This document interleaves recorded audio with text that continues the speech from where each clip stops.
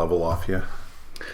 1, 2, 3, 4, 5, 6, 7, 8, 9, 10, 11, 12. Do do do do do do do do do do do. See, I don't know the rest of it. 12.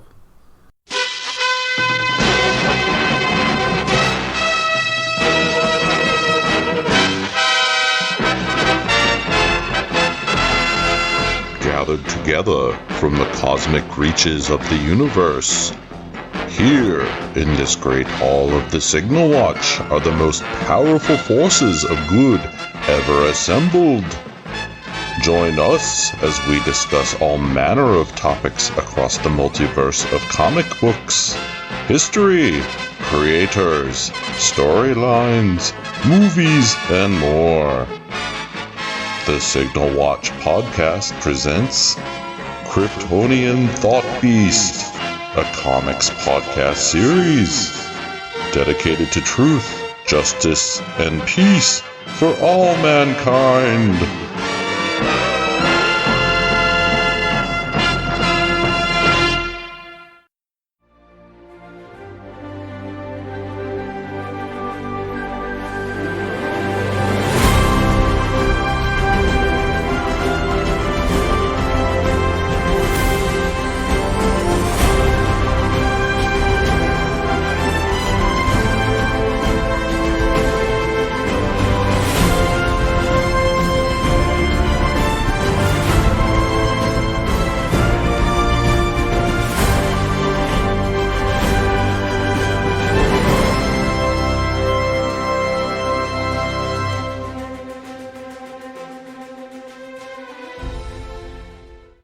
Hey everybody, and welcome back to the Signal Watch. As always, I'm your host, Ryan Steens, and with me today is... Jamie. And we are going to be discussing...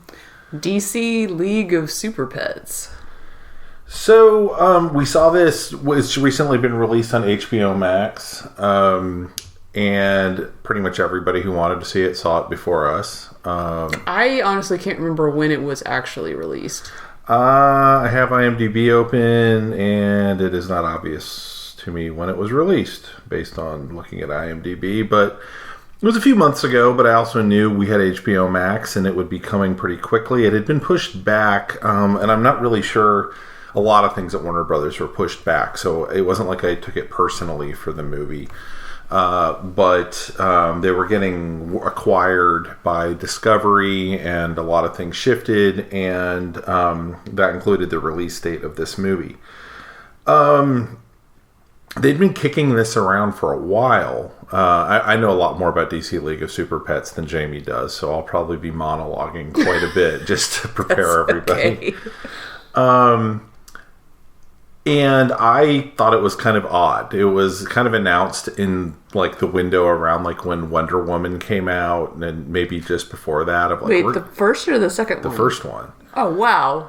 That like, oh yeah, we think we're going to do it. Well, I mean, animation takes a really, really long time to pull together. Yeah, that's true. You know, I think they were like, we like this concept. We're going to do something with it, but they didn't quite know what they wanted to do yet. And then the first trailer hit a while back, and we were also told it would be starring Dwayne "The Rock" Johnson and Kevin Hart. I will be honest, that was a bit of a knock against it for me. Well, when I saw the trailer, I didn't know what to mean. I was excited that this movie was coming out because I know you love crypto. Uh-huh. And the first trailer I saw, I actually thought was pretty funny. Yeah. But yeah, like this could very easily fall into the category of like some stupid DreamWorks animation thing where it's just really famous people doing voices and jokey stuff that's just not very funny or very good. Yeah, there's a lot to unpack from what you just said there. Yeah, I didn't want to get my hopes up, so I kind of just put it in the back of my head as, oh, this is kind of coming out, but I'm not getting excited about it. Right. Jamie mentioned that I'm a big crypto fan. The dog, not the coin. And that's true. When we lived in Phoenix, his license plate said crypto. That's true. And you actually had to get it specially approved. I did. Because they didn't know what it was. They thought it was a brand of weed out of the East Coast. Right. Yeah. Yeah. I spent a lot of time explaining to someone through the Arizona DMV that no, I didn't even know that, and I'm referring to Superman's dog. And I guess they Googled it and were like, it's Superman's dog, and they let me have the license plate, which I still have like hanging on the wall. But yeah, I mean, I if I were to get a tattoo, which Jamie has never greenlit, I would definitely have a Krypto tattoo. That's the one I would have. I know exactly the art I would use, and that's what I would have. As a basic idea, I find Krypto to be kind of neat. He's been in the comics for, years and years. He first showed up in Adventure Comics, which at the time was doing Superboy stories. And the basic idea, it depends on how you want to think of these things occurring. But one of the stories I've heard is that Mort Weisinger, the editor of Superman, would basically just go to kids in his neighborhood and be like, what do you want to see Superman do? And the kids would be like, let him get a dog. And he's like, all right, we can try that for an issue. And so they, a boy and his dog, we'll do it with and so they introduced Krypto there. I want to say in Adventure 210, I think is the number. And then, but the real thing about it was and Mark Waid's talked about this, it's in a world where you are the only thing like you, to have something else show up that can fly around and pal around with you that isn't another person who will eventually be difficult or whatever, it's like, it's a true friend was the idea. Krypto was in the comics, and remains in the comics. He was kind of written out at the end of just before Crisis on Infinite Earths. They did whatever happened to the Man of Tomorrow, and it was kind of one of the parts of that story was the death of Krypto. In Crisis, he definitely didn't survive, as neither did Supergirl or anything else but Superman from Krypton. And they eventually tried to bring him back as kind of he was like an alien dog that wasn't quite from Krypton, and they never seemed to quite know what to do with him, and that's always true. They never seem to quite know how to fit a dog into kind of mainstream Superman stories. So flash forward to kind of the New 52, and they decided that Krypto was going to be a going concern again. And they introduced him as like this Phantom Zone bound wolf hound thing that Jor-El had left there to protect Kal-El.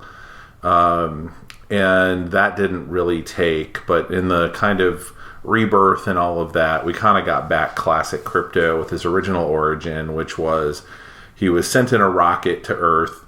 It wasn't the same as in the movie.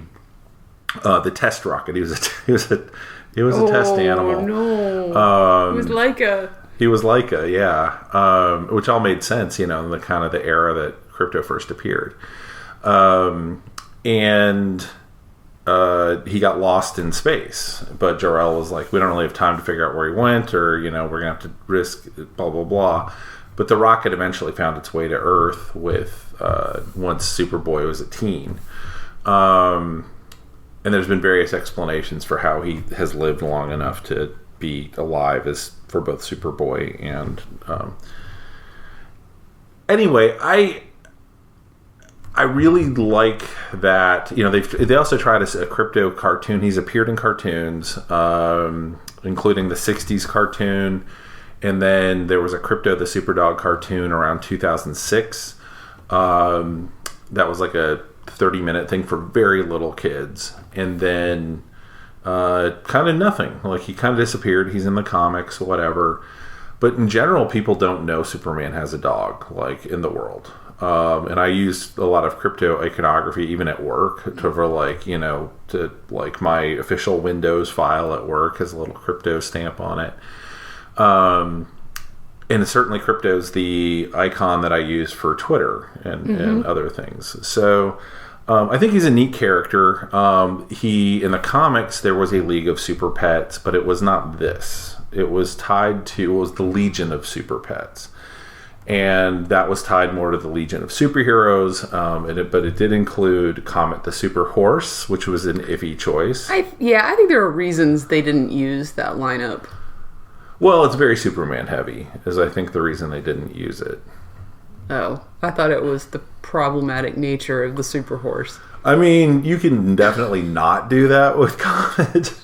Sure. But in the comics, Comet was originally an alien prince or something like that, who was a horse by day and a prince by night, and like a cowboy, and dated Supergirl, and it got very weird, very, very fast. I'm just thinking that, like, if little kids decided they liked the Super Horse and decided to do some research on it, right, they may have just wanted to avoid all that. Yeah.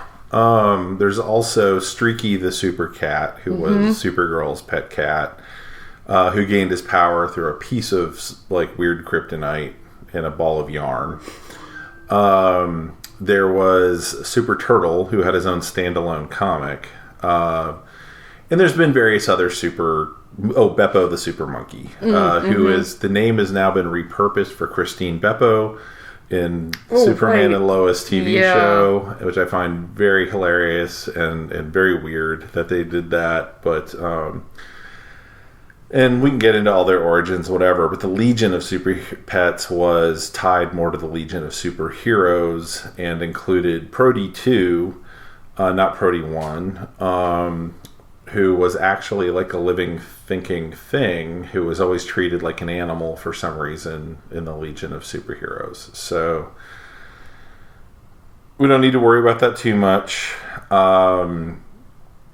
But this version pulls more from, and I was surprised they didn't use that art style in some ways, the series of books by Art Baltazar, who has done a bunch of Super Pets books, which I actually collect, with like every different superhero has a pet. Wonder Woman has Jumpa the kangaroo, and Aquaman has Topo the octopus, and I would think Aquaman would have a lot of super pets. He has Topo the octopus, Jamie. I know, but he can talk. He to has all the Topo fish. And so it kind of comes from that spirit more than it comes from the Legion of Super Pets. But Ace the Bat Hound in the comics was like a German Shepherd that they put a mask on for reasons. And he showed up in various iterations, but he's always treated as like being like Bruce Wayne. Like, I'm very serious. So when they cast Kevin Hart, I was like, well, that's cool. I mean, he doesn't have to be any particular way. He's a dog. Well, and they changed all the other characters. Yeah. So you get this whole roster of Chip, who, if you know the Green Lantern comics, he's not really a pet. He's just an alien that looks like a squirrel. Mm-hmm. And then they invented PB, who's the pig, who I found adorable. And they had, who else? Myrtle the turtle. Yes. Merton the turtle. I think. Merton. You're right. Yeah. It is Merton. And then there's the evil guinea pig, which name Lulu. Lulu. Yeah. So yeah, it's. Did I get all the pets? Was that all? I think so. I mean, you can maybe include the kitten, but I don't even know what the kitten's name was. Yeah, Whiskers. Sure. But yeah, it you talked at the beginning kind of how, like, we kind of thought this was going to be like a DreamWorks thing, and the first trailer had a very long bit about Ace peeing while Krypto's trying to give a speech. Yeah. And I was like, okay, that's what this is going to be, like farts and peeing and poop. And that's kind of what I had assumed. Well, and then the movie came out, which I didn't even realize it had come out, because I didn't hear anything about it. We don't have children. We don't have children, but I didn't see any reviews. But I follow some comics people. I mean, I figured someone would be talking about it. I follow people that have children, and I didn't hear anything about it. So I figured, okay, maybe it's not very good. Yeah. I thought it was great. I enjoyed the hell out of this movie. It was a lot of fun. It was better than Man of Steel and Justice League combined. Like, it got the characters better. More, I don't know. What did you think? Yeah, we haven't talked about it at No, all. not at all. I really enjoyed it. I mean, I will qualify it for what I thought it was going to be. And that's probably it for me, Yeah. because I was expecting this dumb, dog pee jokes and stuff, and it actually wasn't. It had an easily followable storyline that everyone had motivations, and the characters were very clear. The characters were hilarious. They got big name actors for all of the characters. It was a little insane. It was weird. It was very weird. I do get why they do it, because in flyover country or whatever, if people don't really care about movies that much, they at least care about movie stars. But they could have said, oh, well, this is starring The Rock Johnson and Kevin Hart. That's basically all you know going into this movie. Yeah. But it's like, oh, it's got Kate McKinnon and John Krasinski and Vanessa Bayer and Natasha Lyonne and. I mean, Keanu Reeves was Batman. Yeah. It just keeps going. Yeah. It's insane. And some really smart casting, like Mark Maron as Lex Luthor. Lex Luthor, he was a great Lex Luthor. I had to look it up because I didn't. I was like, this is a very different Lex Luthor, but it fits for being a cartoon. Yeah. It was a little jokier. I mean, not him as the character, but just the voice, the acting. Yeah, they went for a certain kind of arrogance that was not Clancy Brown. Yeah, exactly. Yeah, I liked it. I mean, I did. I went into this kind of thinking look, I like crypto. I'd already bought a bunch of the merchandise because it's crypto merchandise is few and far between. Pretty much, if they release something, I'll think about getting it. And so I've had that has basically equated to one bookshelf of crypto stuff, which is not much, right? You're talking about 2 feet of stuff. For most people, that's a lot, right? For most people, that's a lot. But I mean, over the 20-something years I've been collecting stuff, that's not a whole lot of stuff. Yeah. I mean, I've seen your Supermans. Sure. It's not. And that includes stuffed animals, which are fairly large things. So I was like, I'm thinking of this to protect myself more as an opportunity to get some more crypto stuff. It doesn't really matter how good or bad the movie is. It's if the movie fails, as it probably will, when else am I going to be able to get crypto stuff? And so I bought some, toys for small children and, some stuffed animals and things like that. So that was kind of the eye I came into the movie with. But I also felt like the people who made it really understood a version of the DC universe in a way that I frankly don't feel like most of the people making DC movies get. Yeah, and it took a kids movie for them to get it right. Because, I mean, it basically, when you're making a kids movie, you have to, you don't have to dumb everything down, but you have to make it simple. Mm-hmm. And that's just bare minimum of what you need to do, and you need to get these characters right so that the kids understand what the characters are, and you're not going to make them dark and gloomy because it's a kids movie. No, the one character who's dark and gloomy is the punchline. Yeah, it's Batman. Yeah. And it was hilarious. I mean, how many things have you seen where Batman was the punchline, right? It's always let's make fun of Superman, or let's make fun of this about Wonder Woman, or whatever. And there was some of that, but it was all like you'd make, laugh with, not at sort of stuff. Mm-hmm. Which was an interesting, they're trying to build, you to care about the characters, and it's cool to like these characters. Mm-hmm. They're not weird. They don't go out of their way to make the Superman a fool. I hate to use that word, but they don't make Superman like this idiot who Krypto has to protect. They didn't go for all the things they could have done. Yeah. Which you can immediately imagine in the pitch meetings, like, so Superman's a dumbass, and Krypto's constantly having to pull his fat out of the fire, but Superman gets all the credit, and someone going, greenlight that. I mean, the way that they had all the superheroes taken out, basically, so that the pets could save the day, made sense. I mean, it was designed by Lex. They were held in containers designed by Lex, not by this little tiny guinea pig. I mean, she kind of masterminded the whole situation, but she was, used other people's inventions to her advantage. Yeah. Yeah. I like Kate McKinnon well enough on SNL, which she has recently departed. And I've liked her in the few other things I've seen her pop up in. Like, I thought she was a highlight of Ghostbusters. Yeah, I did too, but, I mean, I will admit, like, some of the movies that some of the stuff I've seen her in outside of SNL, I've been just a little disappointed. Mm-hmm. And I don't know if that's just, like, the writing or what, but I really enjoyed her in this. Yeah, I felt like she with not like being on camera, like really cut loose in a completely different way. I mean, honestly, I didn't even know it was her until we took a break in the middle of it and we were looking up like who is doing the voices. Yeah, Jamila Jamil is doing Wonder Woman. Mm-hmm. Daveed Diggs, I believe, was Cyborg. Yes. The woman whose name I never remember, but I was know it on site, is Green Lantern. Oh, yeah. Let me look it up real quick. Jermaine Clement was Aquaman. Yeah. Oh, Dasha Polanco. Yeah. Is Green Lantern.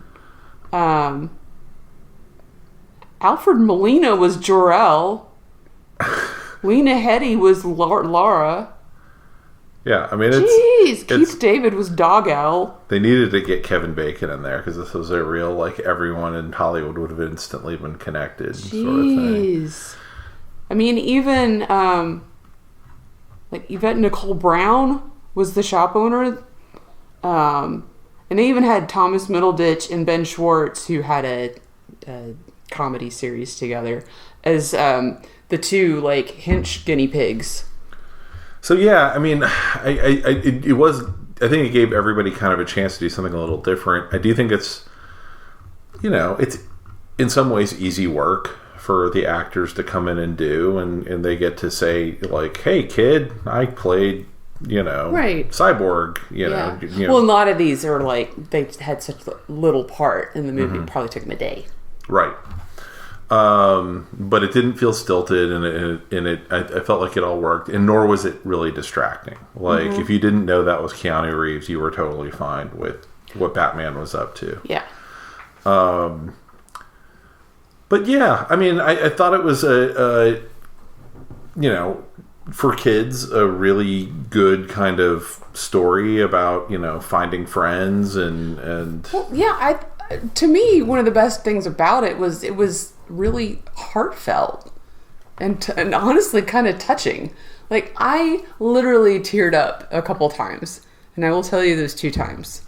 One, they had to use the John Williams music when they were on Krypton, which always gets me. Always. And then, I mean, I was shocked. This is a children's movie, and they show... I mean, in this day and age, I mean, obviously they showed the same thing in the original Superman. But Krypton blowing up. Yeah. Like, they showed that. Yeah. And not only that, they show the inside of his spaceship after he departs. And this little baby, or 2-year-old, or however old he is crying. Yeah. Like, you've never seen that before. Like, you just sort of like, okay, he's in a spaceship, he got away. And they show the impact of that. And I was just, it was devastating. And then there's this little puppy there. And the puppy crawls up next to him and just comforts him. And then he stops crying. And I was just like, oh, so sad. And this is like the first 5 minutes of the movie.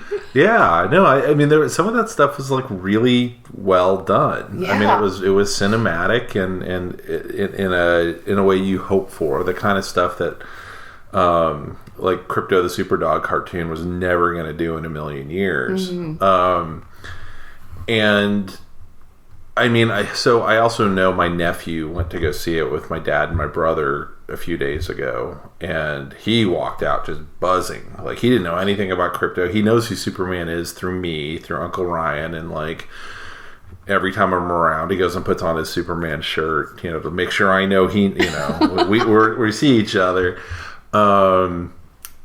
But, you know, I was thrilled to hear, you know, he liked it. And so we heard that before we watched the movie. But, you know, I'm not someone who is inclined to be like, a 7-year-old told me it was good, so therefore I like it. Yeah. But it... But I mean, like, as a dog owner, it was incredibly touching as well, because they hit all the beats of...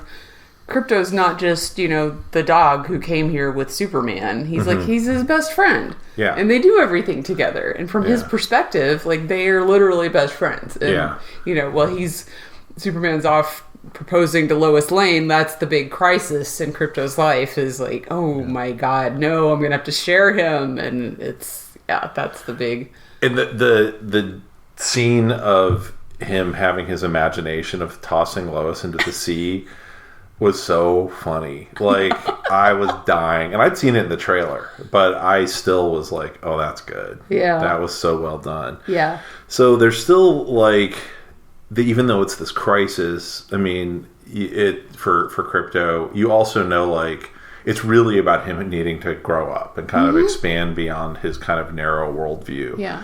Well, I mean, he does so by... Well, Superman's taken away from him, and so he has to rely on all these other animals. Yeah. And he has to, you know, get some friends. And then he has a really nice conversation, or series of conversations with Ace. Yeah. Which, I mean, I thought Kevin Hart did a really good job with that. Yeah, and they made that kind of like Toy Story heartbreaking too. Yeah. Yeah, and the thing that's not projected, but what's the word? You can see it coming a mile away. Oh, telegraphed. Telegraphed from the very beginning of the movie, where he tells the story about, the super punch. Yeah. Is the thing, but you can do it. You have to fly into the sun to get all this power, but then it'll kill you. Yeah. And so you're like, okay, well, that's going to happen. But when he leaves Earth to go do that, I was like, yeah. And I knew he was going to get saved somehow because it's a kid's movie, but still, I mean, it's like the Iron Giant. Yeah. Yeah. And it was a beautifully shot. It really was. There was for being a kid's movie, they definitely knew the parents were in the audience, and Merton was there for the parents. Oh my God. Hats off to them for that, because it was Natasha Lyonne who was just leaning into it, and every time she drops a curse word, it gets bleeped out, of course, but the bleeps are so funny. Yeah. So fun. Like, I'm so glad they went there. Yeah. Oh my God. I give Warner Brothers some credit. Like, look, Disney can't do that, right? Pixar maybe on a good day can get away with maybe one or two. Yeah. But that was the character of Merton. This like old horn dog turtle. Yeah. Who's like kind of blind. Yeah. Like, she can't see shit. So she's, trying to, when they get out in the world, trying to hit on, like, hard hats that are left on the ground and stuff. But then they finally find her some glasses. And then she still wants to hit on hard hats. Yeah, that's true. But yeah, I mean, I thought there's a lot of good, some of the stuff's a little, maybe not that creative. Like having a kitten that is secretly super destructive at this point, I feel like we've seen elsewhere. Yeah. I couldn't exactly point to where, but it was...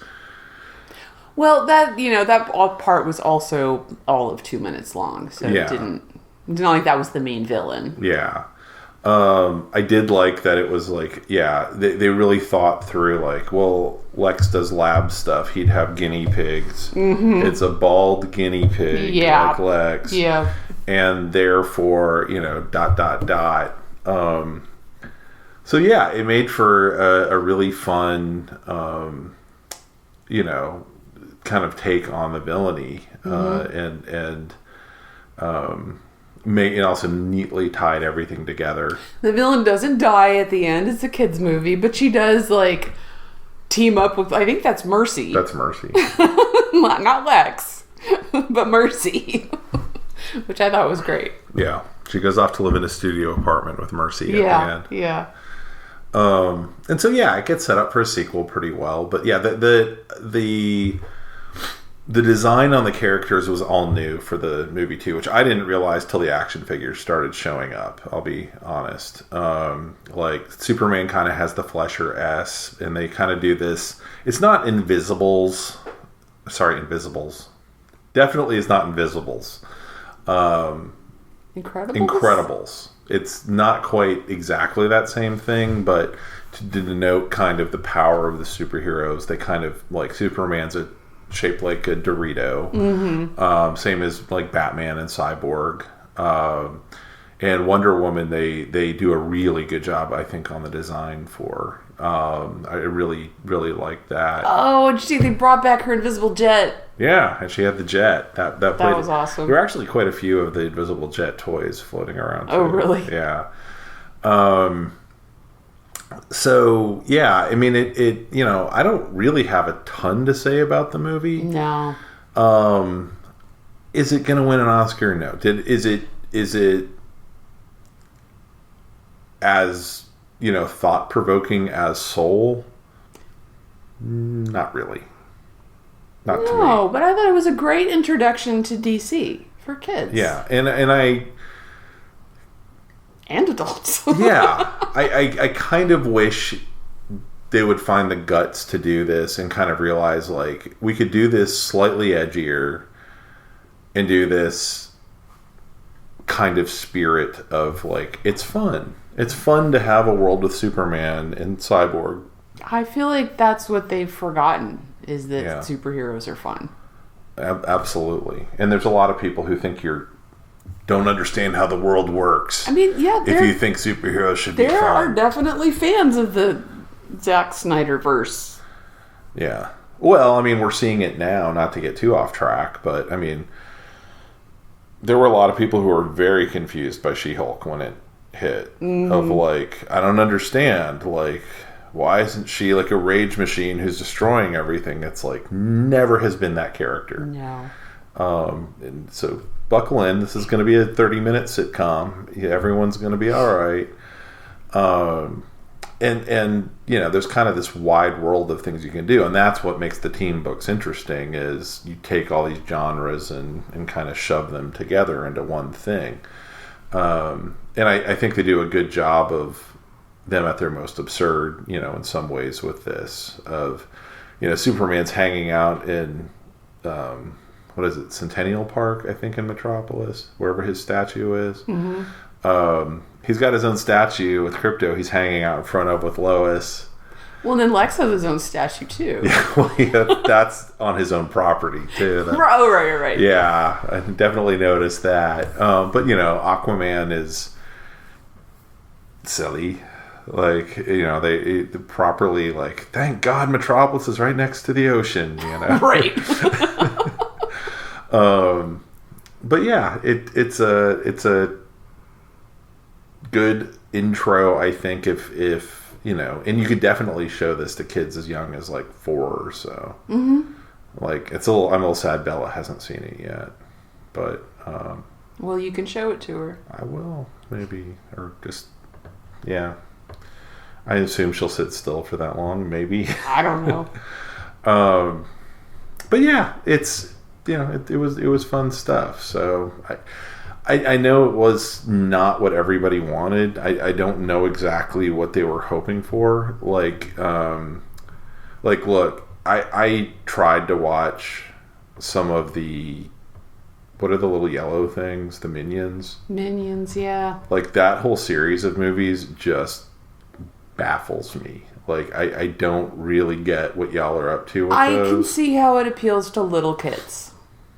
But adults love them too. Silly. I don't know how it appeals to adults. I don't. But that's the kind of stuff with, like, the animation. And this is what I was expecting, was a lot of, like, someone does something shocking, and we've got to cut to everybody reaction with shots. their eyes bugging out and their jaw hanging Record down. scratch. Yes. And it's like, oh my God, that's also played out. Yeah. And I hate to say how much credit I give WB for not doing that, but I totally give them credit for not, like, doing that. Not really doing topical jokes. Like, there weren't jokes about, like, TikTok or really, or... Yeah. Like, they were thinking this movie can have a shelf life when they made it. Mm-hmm. And the villain at the end still feels like a threat right up till the solar-powered punch. Like, they really upped, and kind of like... I'm not comparing the two movies too much, but, like, Moana at the very end with the big fire thing. Yeah. Like, there's a genuine sense of danger to what's going on at this point. It's, well, I mean, she had telekinesis, right? Basically, I mean, that was her power. Yeah, but they visualized it, I guess, is one. Like, but that's, like, incredibly powerful. Like, of all of the gifts that were given to all the animals, like, that was... But when she's a 50-foot rampaging guinea pig hell beast who's tearing the world apart... Yeah, I don't even remember how she became that big. She got kryptonite in her brain. Oh, okay, that's right. Yeah. It didn't make a lot of sense, but neither does a space rock making a bald guinea pig who loves Lex Luthor make a ton of sense. So I give it a pass. Yeah. It is what it is. It makes more sense than most of the finales to most of the, like, major comic book crossover series. Oh my God, yeah. So anyway, that's about all I've got on League of Super Pets. Like, this is kind of a, like, Jamie and Ryan react thing. Yeah. I didn't have a lot to say about it going in other than I didn't expect anything, and I really, really enjoyed it. I thought it was a lot of fun. Yeah. We'd gotten a less than sober review from my brother, too, the night before. Let me tell you another joke they do. We're like, stop telling us how the movie goes. No, just let me tell you this one thing. Like, you're becoming my dad. Yeah. Don't tell us the whole movie. We're going to watch it. But he was pretty good about it. He just let us know there were jokes for the adults. So yeah. You know what? I don't know who played Lois in this. It was what's her face? It's been in the news a lot. That's not good. Well, no, she had a movie that came out that was widely talked about. Oh, Olivia Wilde. Yeah.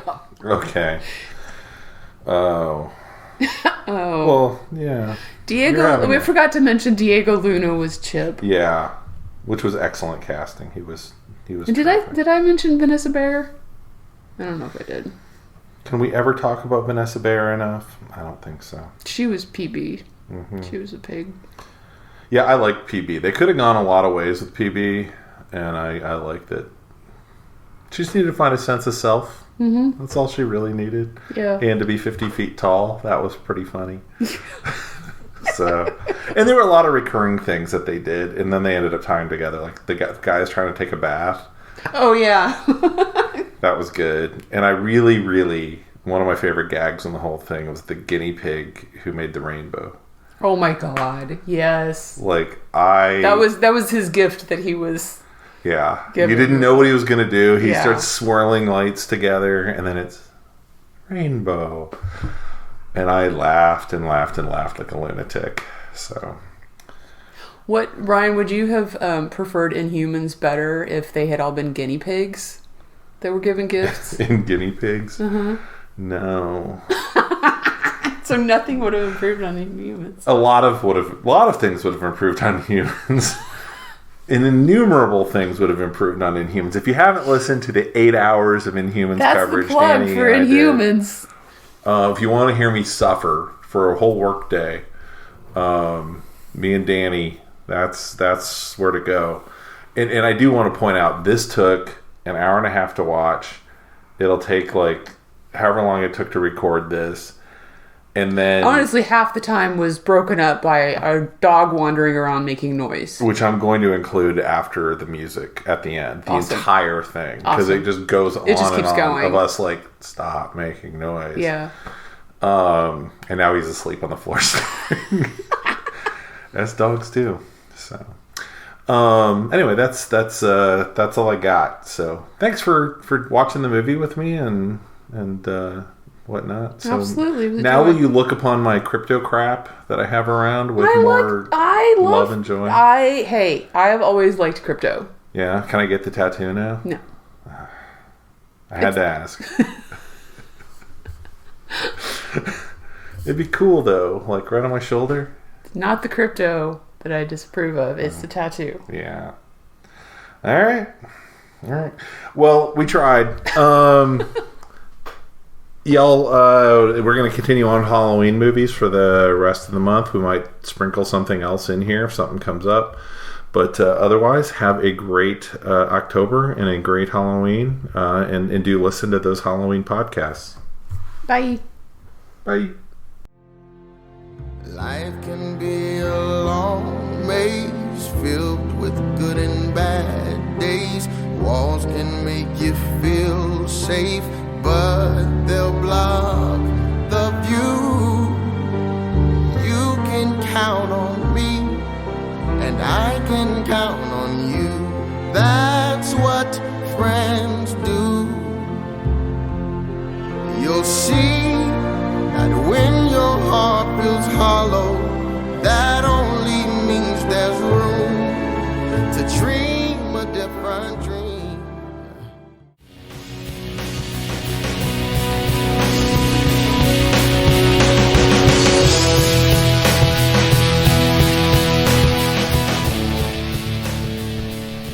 That about wraps it up for this edition of The Signal Watch, a production of the League of Melbotus. Thanks for sticking with us. If you enjoyed the podcast, we invite you to drop on by the Signal Watch blog, where you'll find write-ups of a wide variety of movies and more. We'd love to hear from you, so find us online and let us know what you think. Whether you prefer email, blog comments, or social media, we'll be happy to hear from you. We'll be back soon with more exceedingly high-quality content. So, until next time. God damn it, babies. You've got to be kind.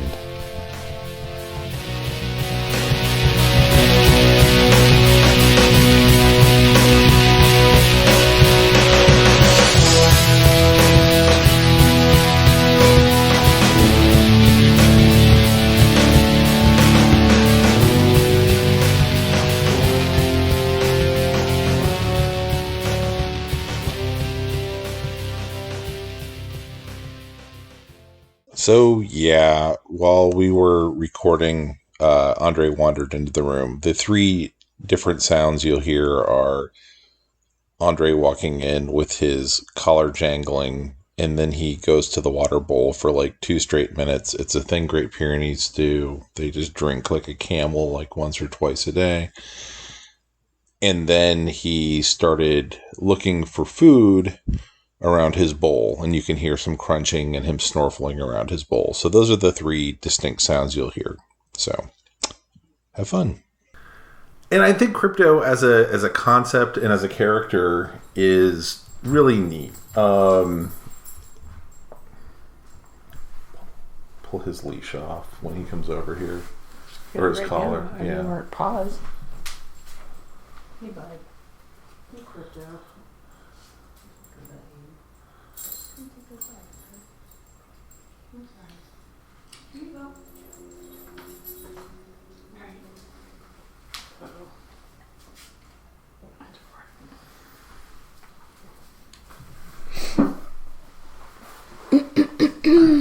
Kind of as a character and an idea, I find crypto really neat.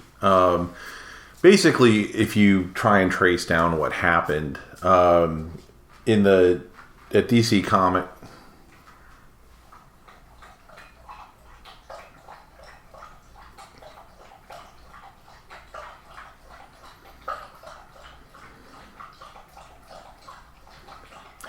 Next, he's going to be like getting some pots out and doing some cooking. Making some margaritas. Yeah, I was just going to say blender. Power tools. Just gonna hang some pictures. I've been meaning to hang. Thump, thump, thump. Oh, buddy. You're such a mess.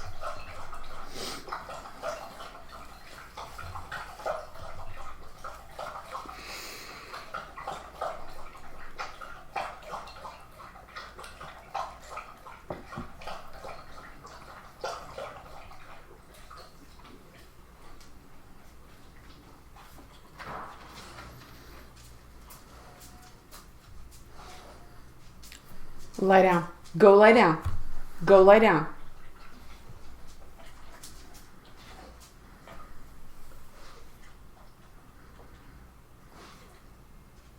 Oh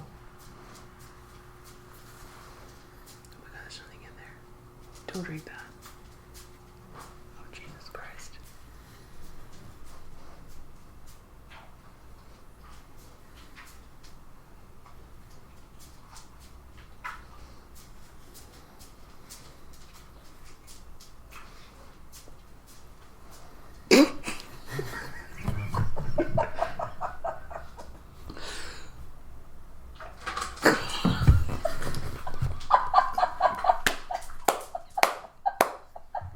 Eat your food.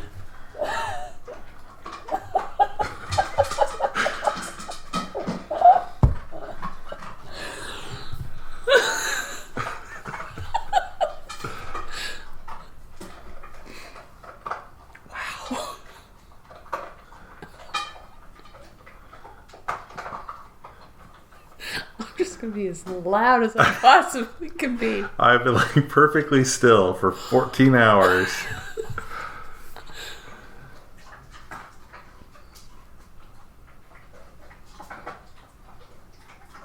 Heard y'all were talking about a super dog. I have some opinions. I don't... Hey, go back. Go back and get all of it.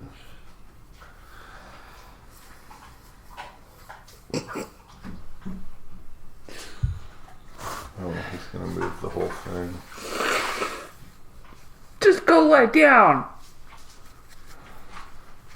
Oh my God, Andre.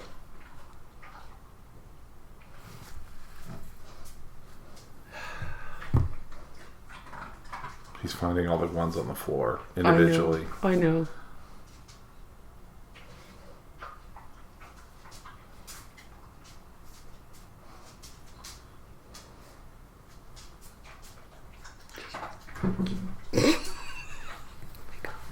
Okay.